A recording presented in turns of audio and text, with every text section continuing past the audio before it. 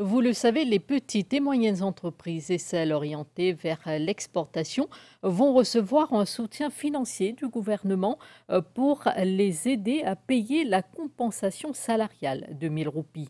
Depuis vendredi, les entrepreneurs peuvent faire leur demande en ligne sur le site de la Mauritius Revenue Authority. La MRA accorde la somme de 500 roupies pour chaque employé à plein temps dans une PME si le profit pour l'année financière 2021-2022 a diminué de plus de 50%. Située à la rue Bourbon à Port-Louis, cette supérette emploie 4 personnes. Le propriétaire a déjà soumis sa demande à la MRA. Cette aide de l'État est la bienvenue car le paiement de la compensation représente un coût additionnel. Nous avons depuis plus de 10 ans. En comptabilité, oui, une fait application, mais ça peut être pas pour payer mes employés. Oui, ça représente un coût pour moi. Parce qu'il y a des années, il y a une augmentation de 1000 roupies depuis janvier. Et ça peut être moi.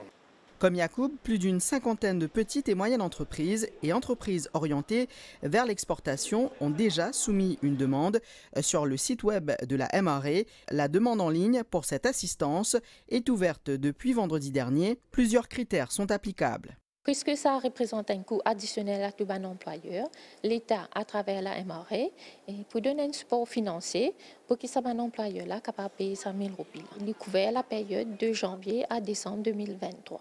Mon employeur déjà a fini de soumettre cette application. Pour un SMI, si ce profit qu'il fait pendant l'année financière qui termine juin 22, il diminue par plus que 50%, quand il paye 100 000 roupies là, il peut recevoir 500 roupies pour chaque employé qui est éligible. Et si l'employeur peut faire la perte, il est aussi pour recevoir 500 roupies. Si ce profil peut diminuer par moins que 50%, mais plus que 10%, il est pour recevoir 250 roupies. Un employeur qui est dans le secteur export pour gagner 300 roupies par employé ou bien 500 roupies s'il y a aussi un SMI. Les entreprises qui emploient des personnes à plein temps, qui gagnent au moins le salaire minimum ou un salaire ne dépassant pas un certain seuil, y sont éligibles. La compensation salariale est applicable depuis janvier de cette année. Pour ceux qui feront la demande, ils recevront des arriérés. Les premiers paiements seront décaissés dans quelques semaines.